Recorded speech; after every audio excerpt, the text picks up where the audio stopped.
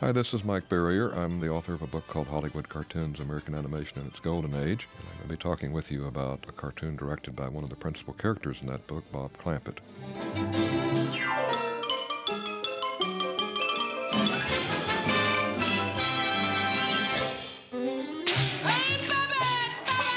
I talked with Bob at one point about where this cartoon came from. You can see when you see these two characters, if you're familiar at all with the Abbott and Costello cartoons, you realize immediately these are caricatures of Abbott and Costello, who were extremely popular at the time the cartoon was made.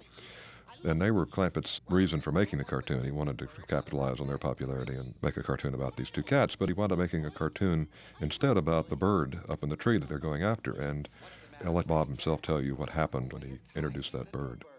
Actually, I didn't start out to make the bird a star. I started out to make a thing about Abbott and Costello, as Milt notices. Yeah.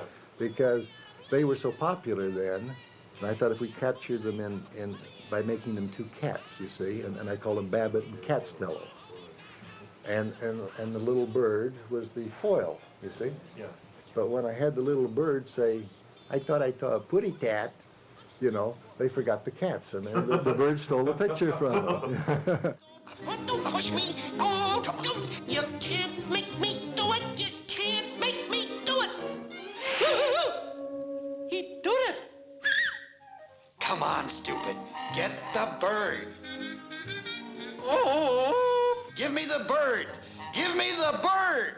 If the Hayes office would only let me, I'd give him the boy. Now, when Catstello, as he's called, these are Babbitt and Catstello as the two cats. When Catstello makes that reference to the Hayes office, what he's talking about is the production code, which, of course, would certainly have not permitted Catstello to give Babbitt the bird in any one of several senses, that is, a rude noise or a raised middle finger in the sense of flipping the bird, any of the other such things. I'm always a little surprised when I saw this cartoon that the Hayes office permitted itself to be referred to that way. They didn't give cartoons a lot of trouble in censorship terms, but occasionally something got cut out, and I'm always a little surprised that that particular reference to the Hayes office itself didn't get cut out. I'm too young to die. Help! Save me, help!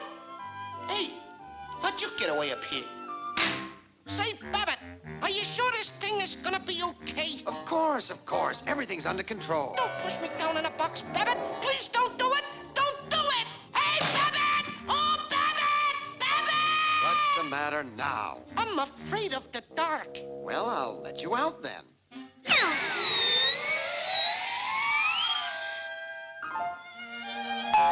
Now, you notice this little bird. It's unquestionably Tweety, but at this page, Tweety was not the little yellow canary that his voice actually, of course by Mel Blanc, does identify him unquestionably as Tweety, but he's not covered with yellow feathers. And Clampett at one point talked with me about why the bird was lacking the yellow feathers and where the yellow feathers later came from.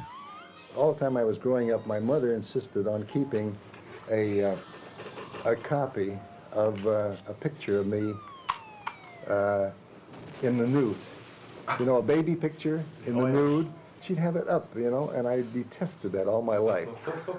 So actually, when I had big blue eyes and pink cheeks and so forth, you know, at that time, see. And so when I actually was making the sketch of the little bird in the nest, now, you know, completely naked. You see, the first Tweety was like he just come out of an eggshell. Oh, yeah. He's naked. I was really thinking, in some respect, the big eyes and the little naked body and so forth, of this baby picture. Now, after about the third or fourth picture, the censors came along and says, look, that bird is too naked. That Tweety bird is too naked, and we had to change him to a canary with yellow feathers. Hey, cut it out!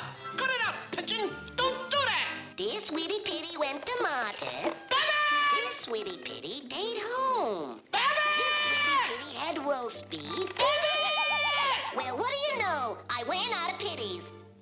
That little smirk that Tweety does when he says he's ran out of pitties, Clampett said he picked that up from Harry Langdon, who was a popular silent comedian.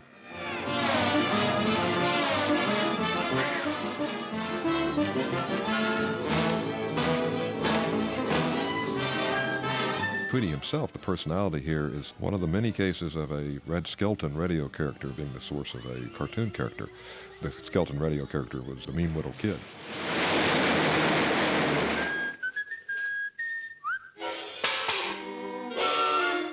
Now, here's this wonderful animation by Rod Scribner of this cat doing his double take when he realizes that Costello has been pushed into the earth. This was an early example of what Clampett called, I think quoting Scribner, Lichty animation. There was a comic panel called Grin and Bear It by George Lichty, or Lichtenstein, which was very popular back in the time this cartoon was made. And the Lichty's style was extremely loose, very fluid, loose, but very funny.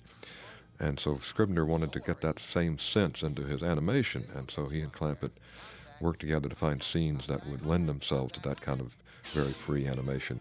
Scenes that particularly lend themselves to that were scenes where there's a lot of strong emotion of some kind or another. Subsequently, there's another cartoon called Kobrak and the Seven Dwarfs that is full of that kind of animation. It really has an extraordinary effect in that kind of concentrated dose. Hello? Fourth intercepted command? I see an unidentified object flying around my widow head.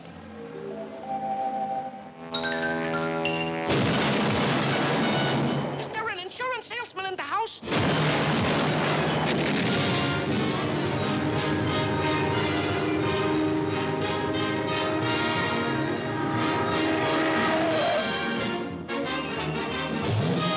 Airwade, lights out, total blackout. Wake it up, Putty Cat, wake it up. Airwade, lights out, total blackout. Hey, now's our chance. Come on.